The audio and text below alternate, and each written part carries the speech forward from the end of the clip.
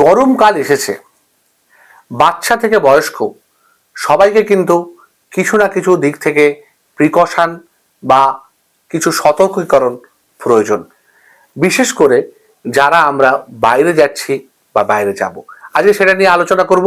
আমি ডাক্তার শুদ্ধ সত্য চট্টোপাধ্যায়, পেশায় মেডিসিন বিশেষজ্ঞ। যেমন ধরুন, বাচ্চারা এই সময় কেন গরমের ছুটি দেয় বলতে পারেন স্কুলগুলোতে? এটা কার মাথায় এলো, কেন মাথায় এলো? এটা কিন্তু এসছিল এমন একটা মানুষের মাথায় যিনি ছিলেন আমাদের দ্বিতীয় মুখ্যমন্ত্রী, এবং পরবর্তীকালে দেখা যায় সারা পৃথিবীব্যাপী গরমের দেশগুলো কিন্তু সেই জিনিসটাকে অবলম্বন করে চলেছে। কারণ গরমকালে আমাদের যে স্কুলগুলো, সেখানে যে বাচ্চারা যাচ্ছে, বেশিরভাগ সময় দেখা যায় যে অতিরিক্ত তাপপ্রবাহের জন্য তাদের বিভিন্ন রকম শারীরিক সমস্যা হচ্ছে। কারণ বাচ্চারা খেলতে ভালোবাসে, তারা গরমে গিয়ে খেলবে, ক্রিকেট হোক ফুটবল হোক, কিন্তু তাদের শরীর সেই তাপটা নেয়ার ক্ষমতায় আছে তো? বেশিরভাগ সময় কিন্তু দীর্ঘক্ষণ তাপের মধ্যে থাকলে যেটা হয়, শরীরে অতিরিক্ত ঘামের মাধ্যমে অতিরিক্ত লবণ জাতীয় জিনিস বেরিয়ে যায়, এবং সেটা যদি আমরা ঠিক মতো ঠিক সময় সেটাকে রিপ্লেস না করতে পারি, তাহলে শরীরের মধ্যে কিন্তু বিভিন্ন রকম ক্ষতি হয়। হ্যাঁ, বাচ্চাদের হয়তো সেই ক্ষতিটা থেকে বেরিয়ে আসার সম্ভাবনা অনেক তাড়াতাড়ি হয়। তারা হয়তো বাড়িতে গিয়ে তাড়াতাড়ি নুন জল খেয়ে নিতে পারে, বা কোনো একটু হালকা শরবত টাইপের বানিয়ে দিলেও, মা বানিয়ে দিলেন বা দিদিমা বানিয়ে দিলেন, সেটা হয়তো ওরা খেয়ে খুব তাড়াতাড়ি অ্যাডজাস্ট করে নিতে পারে, বা তারপরে একটু স্নান করে শরীরটাকে ঠান্ডা করে নিতে পারে। কিন্তু বয়স্করা কিন্তু সেই জায়গায় পারে না। শুধু তাই নয়, বয়স্কদের মধ্যে বিভিন্ন রকম অসুখ থাকে। তার মধ্যে একটা গুরুত্বপূর্ণ অসুখ যেগুলো রয়েছে, যেগুলোতে জলের মাত্রা এবং গরমের সঙ্গে সম্পর্কযুক্ত, যেমন ধরুন উচ্চ রক্তচাপ জনিত যে সমস্ত অসুখ, হার্টের অসুখ, হৃৎপিণ্ড সমস্যা, ফুসফুসের সমস্যা, কিডনির সমস্যা, এই মানুষগুলো কিন্তু যে কোনো শরীরের সামান্য জল এবং এই খনিজ বা সোডিয়ামের তারতম্যে অনেকটা এফেক্টেড হন। যেমন ধরা যাক একজন ব্লাড প্রেশারের মানুষ, যিনি ব্লাড প্রেশারে ভুগছেন এবং ওষুধ খান তার জন্য, এই মানুষটার কিন্তু শরীর এই হিট নেয়ার জন্য প্রস্তুত নয়। অতিরিক্ত হিটের ফলে অতিরিক্ত জল বা খনিজ লবণ যদি তার শরীর থেকে বেরিয়ে যায়, তার কিন্তু বিভিন্ন রকমের সমস্যা হতে পারে। তার বমি বমি ভাব লাগতে পারে, তার বমি হতে পারে, এমনকি তিনি অজ্ঞান হয়ে যেতে পারেন, কোমায় চলে যেতে পারেন।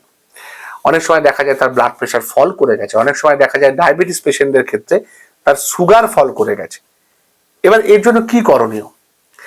মানুষগুলোকে, যারা অসুস্থ, তাদের কাছে আমার একটা আবেদন, সেটা হচ্ছে আপনারা কিন্তু কিছু প্রিকশন নিজেরা সঙ্গে নিয়ে বেরোবেন। যদি আপনারা কোনো কারণে অসুস্থ হয়ে পড়েন, যেন আপনাদের আশেপাশের মানুষজন আপনাদের খুব তাড়াতাড়ি রেস্কিউ করতে পারে। যেমন ধরুন, আপনার কাছে যেন অবশ্যই একটা কার্ড থাকে, যে কার্ডে, সেটা আপনি আপনার পার্সে বা মানি ব্যাগে রাখতে পারেন, যেখানে আপনার নাম, আপনার অ্যাড্রেস, আপনার কাছের মানুষের মোবাইল নাম্বার, এবং আপনি কি কি অসুখে ভুগছেন এবং আপনি কি কি ওষুধ খান, সেটা যেন অবশ্যই লেখা থাকে। তাতে কি হবে, আপনার অসুখ সম্বন্ধে খুব দ্রুত একজন কাছাকাছি মানুষ, আপনার যখন সেন্স চলে গেছে বা আপনি কোনো কারণে বলতে পারছেন না, তিনি বুঝতে পারবেন। যেমন ধরুন সুগার ফল করা, সুগার ফল করা এমন একটা জিনিস যে মুখে চিনি রাখলেই হয়তো সেখান থেকে আপনি ফিরে আসতে পারেন, বা গ্লুকোজ রাখলেই ফিরে আসতে পারেন, কিন্তু আপনার পাশের মানুষ জানবে কি করে? এইভাবে জানবে, আপনার কার্ডটা থেকে জানবে। বা তিনি যদি একটু ডাক্তারি পড়ে থাকেন বা কোনোভাবে জেনে থাকেন, বা তার বাড়িতে কোনো সুগারের রোগী থাকে, তাহলে হয়তো জানবেন, সেক্ষেত্রে তার অনেকটা হেল্প হতে পারে। তিনি তাড়াতাড়ি দেখে নিয়ে যে আপনার এই রোগ আছে, আন্দাজ করে তিনি একটা আপনার পকেট থেকে হয়তো চিনি, বা আপনি যদি একটু ক্যাডবেরি রেখে দেন, বা আপনার কাছে যদি লজেন্স থাকে, সেটা আপনার মুখে দিয়ে তিনি চেষ্টা করতে পারেন। তার সাথে যেটা দরকার, এই ব্লাড প্রেশারের ক্ষেত্রে কিন্তু দ্রুত একটু জল খাওয়ানো বা নুন চিনির জল খাওয়ানোটা প্রয়োজন হয়। আপনি যদি একটুখানি নুন, একটু চিনি সঙ্গে নিয়ে বেরোন, সেক্ষেত্রেও আপনার বা আপনার কাছের মানুষটির সুবিধা হবে। এবং অবশ্যই আপনাকে জল ক্যারি করতে হবে এই গরমকালে। জল সঙ্গে নিয়ে বেরোবেন, সঙ্গে যদি একটা কৌটোতে একটু লবণ, একটু চিনি নিয়ে বেরোতে পারেন, খুব ভালো হয়। আপনি নিজে নিজেই বানিয়ে খেতে থাকলেন, তাতে যেটা হলো, আপনার শরীরে সল্ট এবং চিনির মাত্রা কখনো কমলো না, আপনি অনেকটা গরমেও ভালো থাকলেন। তার সাথে এমন জায়গায় থাকতে হবে যেখানে টেম্পারেচার কম্পারেটিভলি কম, রোদে না থেকে ছায়ায় থাকা, দীর্ঘক্ষণ রোদে দাঁড়িয়ে না থাকা, বা থাকলেও চেষ্টা করা যে বারবার চোখ মুখে জল দিয়ে শরীরটাকে ঠান্ডা রাখতে। অনেক সময় রুমাল ভিজেও অনেক সময় একটু মুক্তি পাওয়া যায়। আপনি রুমালটাকে ভিজিয়ে নিয়ে মুখে চোখে ভালো করে মাখিয়ে নিলেন, তাতে কি হবে যে বাষ্পীভবনের লীন তাপ সেটা শরীর থেকে নিয়ে জলটা যখন ড্রাই হবে আপনার শরীরটাকে ঠান্ডা করতে পারে। এর সাথে আপনার যে জীবনদায়ী ওষুধ সেগুলো সঙ্গে নিয়ে বেরোবেন। বিশেষ করে যারা হার্টের রোগী, যারা কিডনির রোগী, যারা ফুসফুসের রোগী, অবশ্যই ইনহেলার নিয়ে বেরোবেন, কারণ অনেক সময় শ্বাসকষ্ট হয়। তাই যে ইনহেলার ডাক্তারবাবু আপনাকে প্রেসক্রাইব করেছেন সেটা সঙ্গে থাকলে খুব ভালো হয়, আপনি বা আপনার আশপাশের মানুষ তত দ্রুত আপনাকে রেস্কিউ করতে পারে। যদিও আজকের দিনে হাসপাতাল খুব কাছাকাছি থাকে, বেশিরভাগ জায়গাতেই নিয়ার বাই হাসপাতালে পৌঁছতে 5-7 মিনিট লাগে, কিন্তু অনেক সময় এসব অসুখের ক্ষেত্রে 5-7 মিনিটও খুব ইম্পর্টেন্ট হয়ে দাঁড়ায়। তাই সঙ্গে যদি এই ব্যাপারগুলো থাকে তাহলে অনেক দ্রুত ডিসিশন নেওয়া যেতে পারে, এবং বাকি যারা আছেন যারা অসুস্থ নন তারা অন্তত এই সিমটমগুলো দেখে একজন অসুস্থ মানুষের যদি হেল্প করতে পারেন তাহলেও অনেকটা সুবিধা হয়। গরমে আবার অনেক সময় দেখা যায় আমরা যখন, ধরুন আমি 1 লিটার জল নিয়ে বেরিয়েছি কিন্তু আমার কাছে জল শেষ হয়ে গেছে, তখন আমাকে বাইরের জল খেতে হচ্ছে।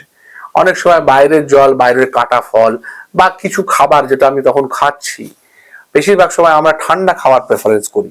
এই ঠান্ডা খাওয়াতে যেটা একটা সমস্যা হয় যে কোনো কারণে সেখানে যদি মাছি বসে থাকে বা কোনো পতঙ্গ বসে থাকে তখন সেখান থেকে ডায়রিয়া হওয়ার চান্স থাকে। কারণ ডায়রিয়া ভাইরাল হোক ব্যাকটেরিয়াল হোক সাধারণত এই বিভিন্ন পতঙ্গবাহিত ব্যাপার থেকেই হয়ে থাকে। তাই ডায়রিয়া হলে যেটা হবে, এর মধ্যে আবার কিন্তু আমার শরীর থেকে জল ডায়রিয়ার মাধ্যমে বা বমির মাধ্যমে বেরিয়ে যাবে, যেটাকে আমরা ডিহাইড্রেশন বা অ্যাকিউট গ্যাস্ট্রোএন্টারাইটিস বলে থাকি। এই সমস্যাটা কিন্তু এই গরমের মধ্যে যাকে বলে সেই মরার উপর খাড়ার ঘা, সেটা হয়ে আসতে পারে।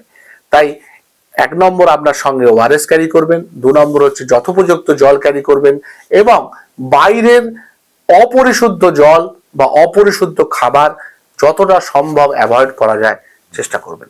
হ্যাঁ, তাই গরমকালে আমাদের বেরোতেও হবে, সবকিছু কাজ করতে হবে, কিন্তু কিছু সতর্কীকরণ বিধি যদি আমরা মেনটেন করতে পারি তাহলে আমরাও সুস্থ থাকবো, আমাদের যারা সতীর্থ বা সহনাগরিক তারাও কিন্তু একইভাবে আমাদের কাছ থেকে উপকৃত হতে পারে। ভালো থাকবেন, সুস্থ থাকবেন। গরম আমাদের প্রতি বছর আসবে এবং গরমে আমাদের কাজ করতে হবে। গরমটাকে আমরা যেন আমাদের শরীরের অসুস্থতার কারণ হতে না দিই। নমস্কার।